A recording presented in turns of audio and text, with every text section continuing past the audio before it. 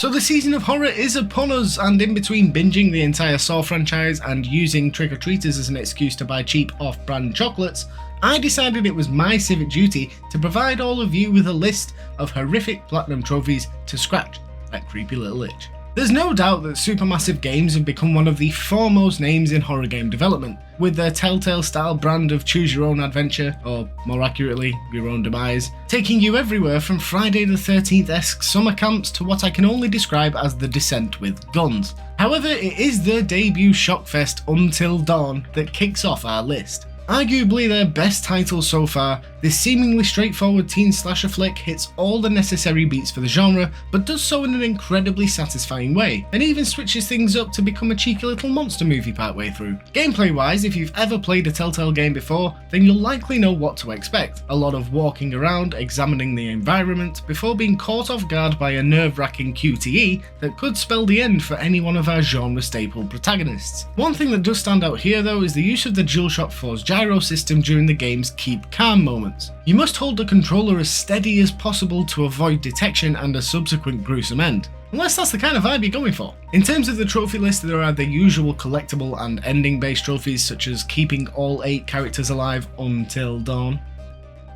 But there are also a plethora of scenario trophies that can have significant impact on the outcome of your story. Get one character to shoot another, or sour a relationship so bad that a budding romance ends with a rather brutal betrayal. You can get this platinum by doing one complete playthrough following a guide and some use of chapter select, but if it's your first time staying on Blackwood Mountain, I absolutely recommend going in blind first. I mean, it's more fun if you're free to murder at your heart's content, right? Now, Dead Space it is not, but I still stand by that I had a great time getting the platinum trophy in the Callisto Protocol, and so I'm going to tell you to do it too.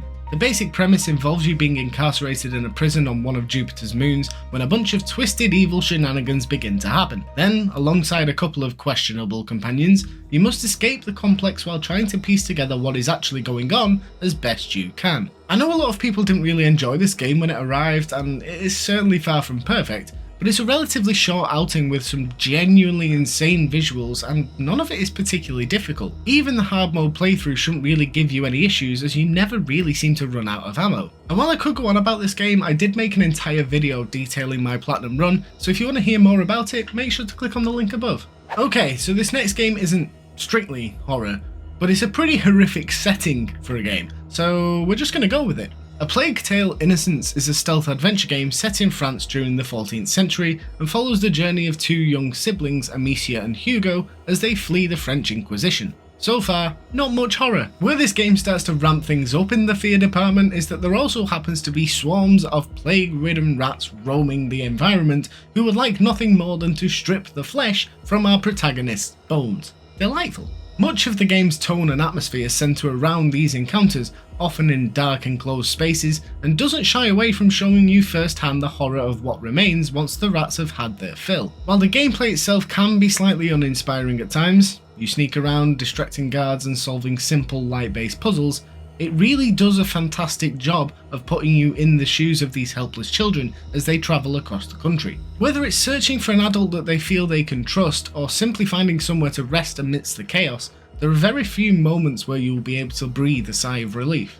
The trophy guide itself is fairly straightforward too, with a large chunk of the trophies being automatically unlocked as you finish each chapter. However, you will likely need to employ some use of chapter select to acquire missed collectibles or to upgrade different items. It's hard to say, but it's very difficult to upgrade everything in a single run. The last portion of the list is a few miscellaneous ones for certain chapter specific moments, such as saving a particular soldier during the battlefield section. And yes, I had to go back to this multiple times because I kept messing it up. Now you all knew this had to make it onto the list, but if I haven't talked you into playing Little Nightmares by this point, then I'm clearly not doing my job properly. And I can already hear you in the comments, but Pete, Little Nightmares doesn't have a platinum, you utter buffoon, and you'd be right, it doesn't, but the sequel does.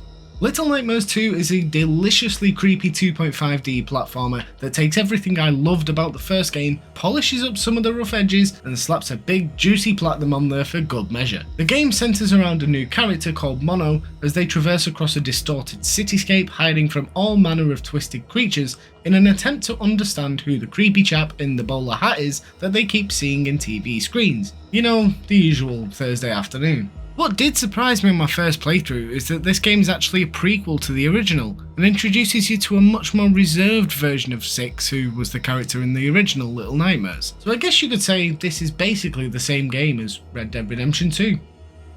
Possibly.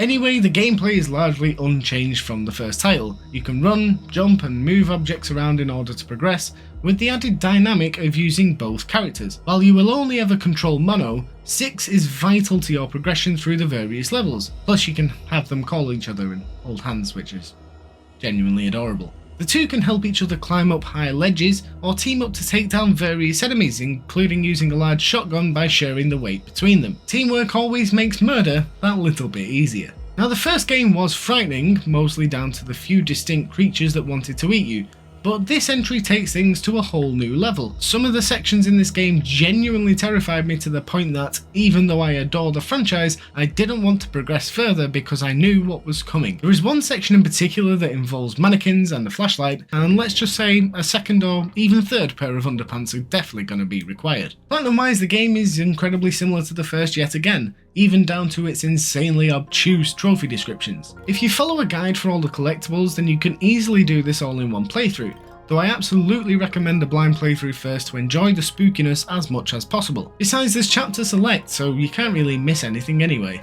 Just make sure to be nice and feed Six. You won't like them when they're hungry. Second to last game on our list now, and yes, I'm double dipping. Yes, it is exclusive to the VR2, but the Dark Pictures anthology Switchback is an absolute roller coaster from start to finish. Sorry, I'll see myself out.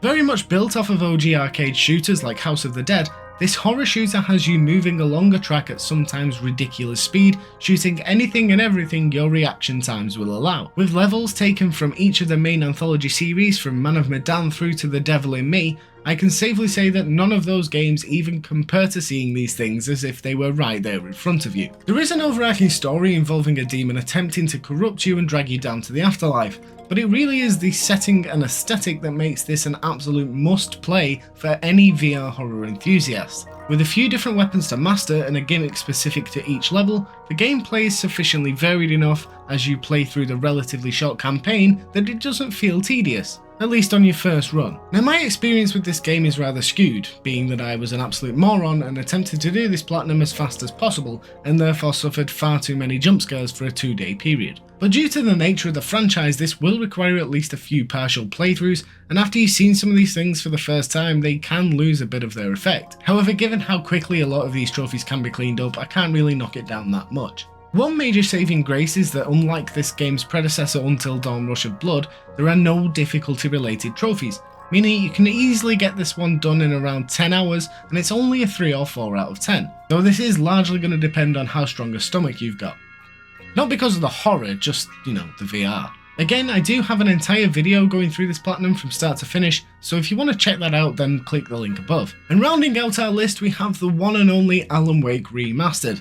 Given that its long-awaited sequel is now here, there has never been a better time to venture into Bright Falls and see what bone-chilling tales Alan has managed to bring to life. There's not really a lot I can tell you about this game's story, as the mystery is the entire point, but let's just say that while this quaint Washington town seems like the perfect vacation destination for a struggling writer, almost nothing is as it appears to be, including his Airbnb apparently. Now, the gameplay is slightly dated, given that the game originally released over 13 years ago on the Xbox 360, but even so it still possesses enough narrative pull that you will want to continue just to find out what the hell is going on. I platinumed the game and I still don't think I fully understand it. If you've played a Remedy game before, then you likely understand how eccentric some of their ideas can be, incorporating live action videos, structuring the game as a television series. Hell, this game even shares a universe with their later IP, Control. But it's this Remedy charm that really sells the game. Everything that happens is deliberate and calculated to encourage you to piece together the mystery. And of course they love to scare the bejesus out of you, which is why this game made it onto this list. Enemies in Alan Wake have a disturbing way of suddenly appearing beside you with little to no warning,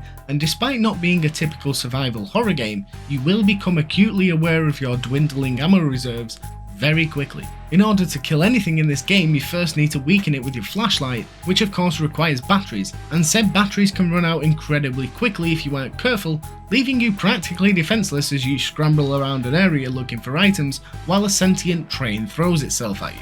The Platinum does require 2 full playthroughs, one of which has to be done on its hardest difficulty, but honestly, it is so worth the 25 or so hours it will take you to make it to the end. And that is the list. Let me know in the comments down below any horror Platinums that you would have added to your list, or what horrors you're going for this Halloween. I'd really love to know. As always, thank you so much for watching. I shall catch you all next time.